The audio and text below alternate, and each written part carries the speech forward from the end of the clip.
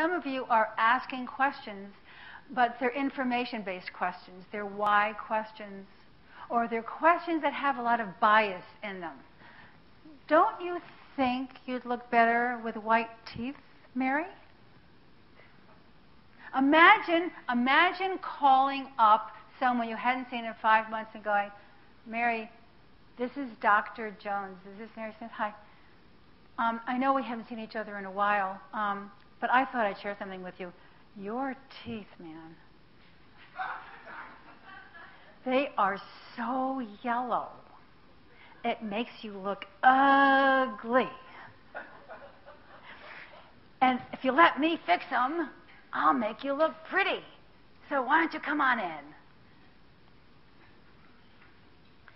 You can't do that. You want to? But you know what? Even if you're right, does it matter? No, because it's not about you. Because they have to make a new decision different than the one they've made until now in order to fix something that they hadn't thought of fixing. Telling them how great your cosmetic skills are doesn't help. Right? Right. When you're using an information-based question, what ends up happening is you throw a bias in as to where you think they're going to make a decision, which may or may not be true, and where you think they're going to answer, or where you think you can get them to answer the way you want them to answer. So you throw these curved questions in that goes from your bias into their bias. Then you get a biased answer. They're not making a decision. So when you use these facilitative questions rather than information-based questions, each one of them creates a decision-making process within the other person's brain. So when I started today and I said, what's stopping you from getting all the business that you would like to have in the way you'd like to have it? What's stopping you from living your dream? That's very different than, why aren't you living your dream? These questions deal with the person's criteria. Remember that decisions get made only when internal criteria and beliefs and history, needs, future, fears, all the internal systems that make up a human being, when they're all addressed. What percentage of your patient base does not come in as often as they should come in? How many? What percent? 5? 5 is a high percent? A high percentage. High. 50%. Okay? Do you have any idea what's stopping them from coming in? What? You have no idea. Right? What's stopping you from calling them to find out? Voicemail. But you know something? If you have served them well once, they will answer voicemail. They won't answer voicemail from a stranger, but they will if you know them. And say, Mary, this is Dr. Jones. I just realized you haven't come in for 6 months, and I'm concerned about your teeth and your care. I'm wondering if we can have a decision, a conversation, so you and I could decide together if there would be a way to move forward, so I can make sure I do my share of making sure that your teeth are being handled or managed properly. Your dental care is being managed properly. You wouldn't mind making that call, would you? You would? You would? Is that a yes? Why? Why wouldn't you want to make that call? If I were a patient, I'd love to hear that. What? Other priorities than taking care of a patient? When you call them and say, what's stopping you from coming back? Because I would love to be here to support your dental health and giving you the dental care you deserve. You don't think a person is going to call you back to have a conversation with you if they hear that?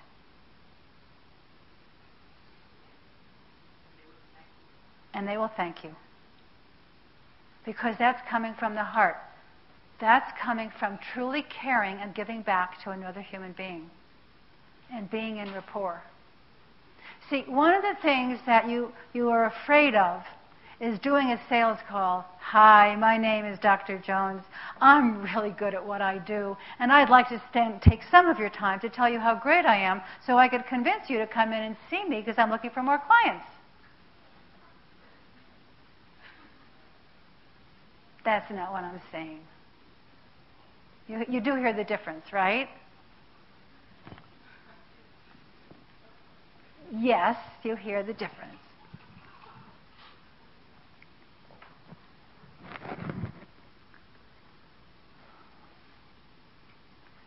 Your job not only is to be a fabulous, caring, talented, skilled, integrous dentist, but as Mike said, to be that way as a human being as well.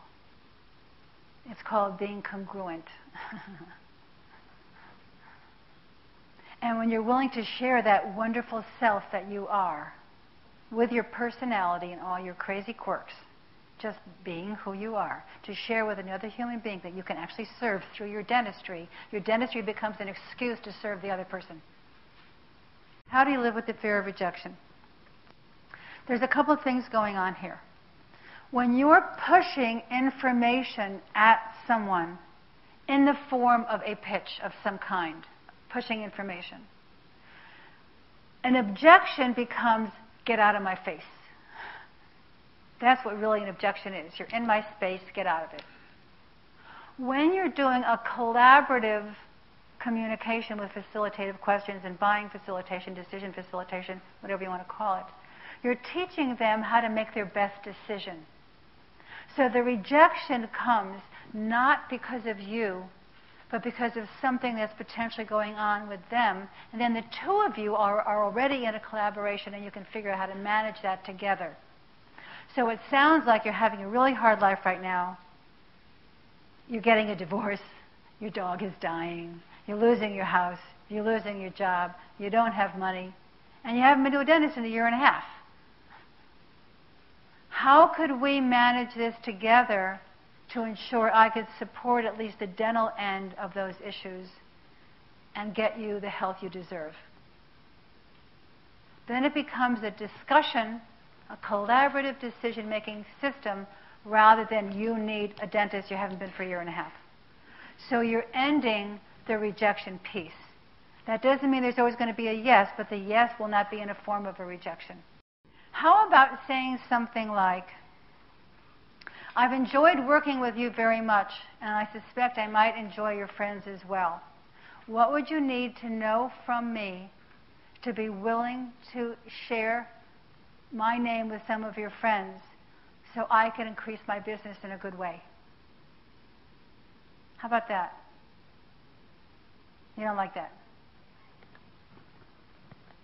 Anybody like that? I liked it. It's too what? Well, you know what it is? It depends how you say it. She said it's too business. For me, I'm asking her to decide how to choose me as a referent and what her criteria are so I could match that criteria.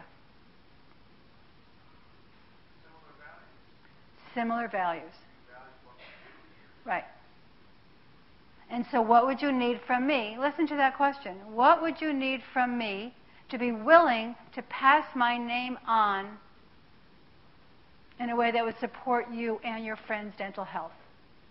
To hear that rather than, would you pass my name on? Very different.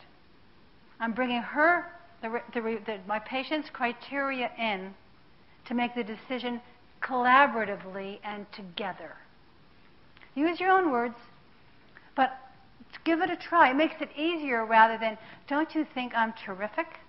I'd pass my name on if I were you. Well, I am good, aren't I?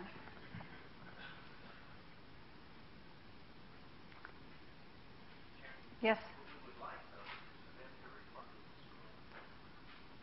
I think it depends. You can create that question.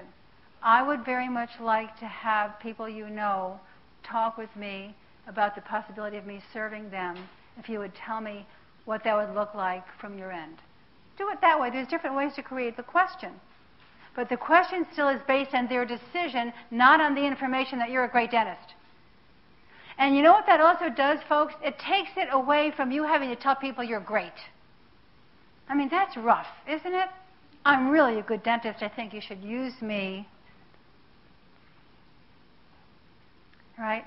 It's about their decision, not about how great you are. Of course you're great. That's not the issue. Okay. How many of you are doing things like lunch and learns, by the way? They're fun, they're wonderful, and you can invite a lot of people in. And how about newsletters? How many of you are sending out weekly newsletters, monthly newsletters to your patients? Oh, you all need to do that, folks. A little dental tip with a little cute something from you on it.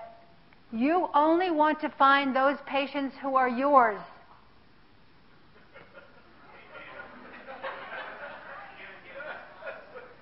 You don't want to find the patients at somebody else's. You want to find your patients. They're going to look and act and sound differently than somebody else's patients are. I was a stockbroker on Wall Street, and I, at that point in my life, had a very long Greek last name. I couldn't even pronounce it. So I used to answer the phone, Sharon! And it was a very white shoe organization, and all the guys would say, Mr. Smith here. And they had a meeting, and they said, she can't answer the phone. I was the only broker. I was one of the first women brokers on Wall Street, by the way. And so there were rules like women can't have coffee at their desks. They didn't want the secretary spilling coffee on the paperwork. And there I was, a woman, and they said I couldn't have coffee because I was a woman. I'm going, you guys have coffee. How come I can't have coffee? So I used to answer the phone, Sharon! And they said, you can't do that, you can't do that. So they asked the big guy who came, they said, we have to answer our phones using our last names, don't we? And he said, you know what? Out of 100 people, 2 are going to like you. You can pick any 2 that you want out of those 100. So you might as well really be all of who you are. So the 2 that come forward are the ones that like you for who you are, and you're going to like them too. Thank you, everybody.